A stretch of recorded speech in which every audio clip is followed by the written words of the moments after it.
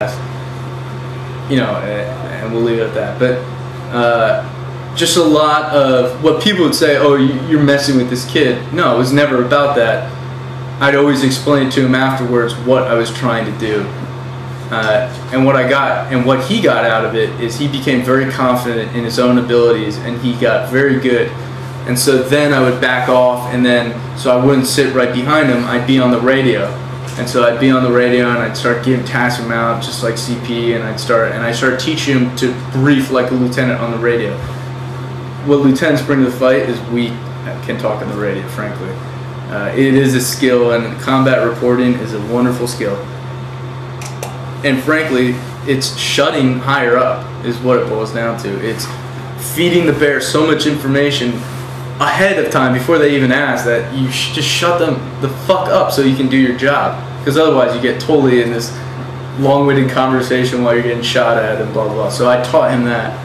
And I remember I used to talk to him on the radio, still screaming at him, giving him ridiculous information, and then he'd be trying to report back to me, and I'd just put the radio down and I'd laugh because he thought he would think it's comm problem. So now he's fucking with his radio, and there's nothing wrong with the radio. I'm just not paying attention to him anymore. And that, again, you know, what happens with loss of comm? What do you do without any sort of guidance from higher? I want to see what he would do. And the rest of the command thought you were actually were messing with them. Yeah, they thought I was messing with them. They thought, well, this pissed me off. Our former CO, who's not in the battalion anymore, and we'll leave it at that. There was, during that exact exercise on the radio, he called out QRF, and I said no QRF, or I said the trucks are down for some reason. And he goes, Roger, calling for air, because I taught all my squad leaders how to call for fire. Mandatory in my platoon. Every Marine had to call for fire, and every squad leader had to call for air. It was just mandatory, and it had to be proper procedural. Because sometimes they're like, oh, I'm somewhere, just save me. So I made sure he got procedural. I told him how to deconflict and all that, which again, not necessary according to some people. So he heard him calling for air on the radio through me. He was like, what is he doing? Why is he doing that? That's a waste of time. You know, why are you teaching him this? He doesn't need to know this. I obviously inside got extremely angry.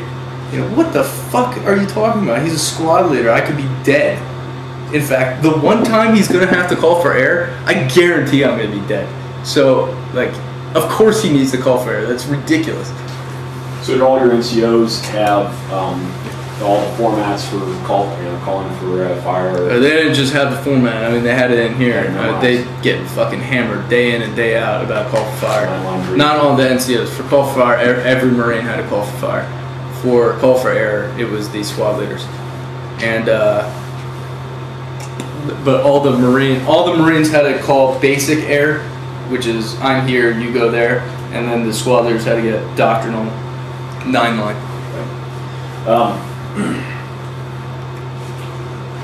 And then the next topic I want to touch on is the importance of continuity. You said when we were first talking here today that you, a lot of the people in Ramadi 2 knew you from before, and they appreciated your restraint. And you know, there's the advantage of having 2 tours and having the ability to flip the switch to be more kinetic. Yeah. Can you say more about the value of the continuity? Well, one of the benefits about, one, had I come in, I think, as a second lieutenant with these ideas, I wouldn't have the moral high ground to pitch it to the Marines, because when I was pitching this, I would constantly say, look, I've fucking been there. I've been angry. I've gotten Marines killed. I've literally seen them lie dead. I've been where you've been, and I'm telling you, this is still the right way to go. And so that gave me the moral high ground to say, you know, I just follow me on this, just trust me a little bit, and I think you'll see it on the long run. And they did. I don't think they would have given me quite the leeway that they did had I not been there the first time. And when you deploy for 7 months, you get close to your guys. You do. So I had Marines in every platoon now because my old platoon had broken up. So I was able to, you know, find out how the pulse of the company and find out, you know, how each platoon was doing, and specifically in my own platoon, you know, what do you think about this? Are the junior Marines getting this? No, sir, they're not. Like, you're all fucked up. Like, okay, I need to market this better. And that's what it came down to, marketing. And that's what a lieutenant does when he's pitching new ideas. And frankly, any idea, because sometimes you get orders and you're giving orders and you're like, in the back of your head, you're like, oh my God, this is a horrible idea. And you're trying to mitigate risk and still accomplish the end result. But at the same time, you know, when you brief into your guys, you obviously don't say, boy, this is a horrible idea, but hey, we're gonna go ahead with this. You know, you're marketing this. They're not stupid. They know it's a horrible idea, but you can jazz it up enough to where you can do this. And so, you know, some people call A-teams pit. I refuse to call it pit because guess what? Pit's not sexy. It's not. And pit reminds people of MIT, and people don't like going on MIT. I don't know why. It's an important mission, but everyone thinks MIT, and they're like, oh, MIT. And you think pit, and people are like, I'm pit, like, my job sucks, like, I'm in the pit, whatever. And, you know, as soon as they started calling us pit, I was like, fuck no. So then they called us augmentation team. I was like, that's a horrible name. So I said, all right, augmented, now we're called A-teams now. And A-team, all right, A-team's sexy, A-team's cool. You want to be on an A-team. So every time I was trying to pitch this to the guys, it was, hey, this is something you want to be doing. This is what Special Forces does. This is how we're going to break down. Now, and that's the same term as a Special Forces team. Yeah, I mean, so was that intentional? Yeah, well, I mean, it worked out that way. They said augmentation team. I blurted out A-team, and then we, like, immediately I was like, oh, well, that does work out. Detachment Alpha. Did you attempt to replicate the same capabilities in the A-team? I did. As much as possible? I did.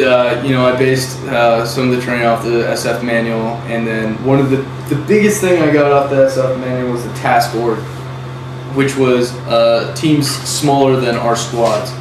So this is another time the company, I think, thought I was a little strange, is I was shedding bodies, and I was getting rid of Marines, and some of those Marines were good Marines, but I didn't think they'd be appropriate for the mission I wanted to run. So they're good third generation Marines. Yeah, boy can they fucking take down a building. Boy can they just blow up a building. That's not what I was looking for. I needed Marines who could do both. And frankly, I was willing to flex a little on the other one because we always had support who could do that. But I needed Marines who had enough G2 to grasp what we were doing and who I thought would gel with Iraqis. So what roles in particular do you have in the A-team? For A-team commanders and for my squad leaders, I set out to put guys, not requirements, but what I was looking for is mature gentlemen, because I knew dealing with Iraqis was going to be trying. So, you know, Humphrey was 26 years old. James, I think, might be like 29. You say something more about the, you know, focusing on Sergeant Humphrey, the personal qualities he had. You went to college. He had a high degree of humility. Yeah, high degree of humility. Just the way he spoke to the Marines. You know, a lot of junior Marines, or when they become senior Marines, this is their big chance to show that, you know, they're the big dicks, and you know, they're screaming at the Marines all the time just to show their authority and all that. He didn't do that, and I saw that off of him, and he was training them like a lieutenant does. So, did he get in their faces? Absolutely. Did he put their boots in their ass when it needed to be there? Absolutely. That's what an NCO does. But he also had the finer qualities, the finesse of training his Marines and explaining to his Marines, because at the end of the day, the why is the most important thing, and he got that, and he explained why to his Marines. I recall back in Iraq, you said some of the other qualities was travel too. What I was looking, if I could get, I liked guys who were either foreign and were immigrants to the U.S. One, they had dealt with that kind of like cultural like difference, and they had to overcome that. So, two, they traditionally picked up languages faster.